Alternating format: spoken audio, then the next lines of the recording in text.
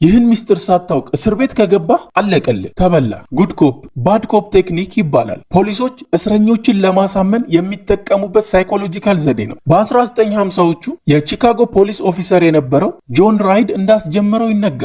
አሁን ላይ ኤፍቢአይን ጨምሮ የብዙ ሀገራት ፖሊስ ዲፓርትመንቶች ይጠቀሙበታል። እስረኛ ሆነህ እንደገባ ለምርመራ ትፈለጋለህ ብለው ይወስደዋል። ሁለት መርማሪ ፖሊሶች ይመጣሉ።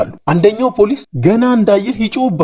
ከህግ የምታመልጥ መስሎ ነበር? አሁንማ የእጅህን ታገኛለህ፣ ትልቁን ፍርድ ነው ማስፈረድብህ ብሎ ያስፈራራሃል። አረ እኔ ብለህ ገና ለማስረዳት ስትጀምር ፖሊሱ ንዴቱ ይጨምራል። ጭራሽ ልትክደን ነው እንዴ? የሰራኸውን የማናውቅ መሰለ ብሎ ያፈጥብሃል። ጠረጴዛውን ይደበድባል፣ ይወራጫል። ይህን ጊዜ ዝም ብሎ የነበረው ፖሊስ ለአንተ አግዞ መጥፎውን ፖሊስ ይናገረዋል። ለምን ታስጨንቀዋለህ? በቃ እኔ ያናግረዋለሁ ብሎ መጥፎውን ፖሊስ በግድ ከክፍል ያስወጣዋል። ከዛም በስምህ ጠርቶ ያጽናናሃል። እሱን ተወውና ተረጋግተህ ለእኔ ንገረኝ፣ ከተባበርከኝ ቀላል ፍርድ እንድታገኝ አግዝሃለሁ፣ እረዳሃለሁ ይልሃል። ይህን ጊዜ ከዛኛው ፖሊስ አንጻር ይሄ ጥሩ ስለሆነልህ ሼም ይይዝሃል። እዚህ ጋር ነው መጠንቀቅ ያለብህ። የሚጠይቅህ ሊዲንግ ኩዌሽን ነው፣ የሚፈልገው አዎ እንድትለው ብቻ ነው። ሳይህ ጥሩ ሰው ትመስላለህ፣ ሰዎች አሳስተውህ ነው አይደል ጓደኞችን ያታለሉ እያለ ይጠይቅሃል። እሱን ላለማስቀየም ብለህ በሼም አዎ እያልክ መመለስ ከጀመርክ በቃ ወጥመድ ውስጥ ገብተሃል። ቀስ በቀስ ያልሰራኸውን ወንጀል ያሳምንሃል። ሁለቱም ፖሊሶች ተነጋግረው ነው የገቡት፣ ድራማን የሚሰሩበት። እንደዚህ አይነት ቦታ ላይ ማመን ያለብህ ጠበቃህን ብቻ ነው። የሚያዝኑልህ ሰዎች ሁሉ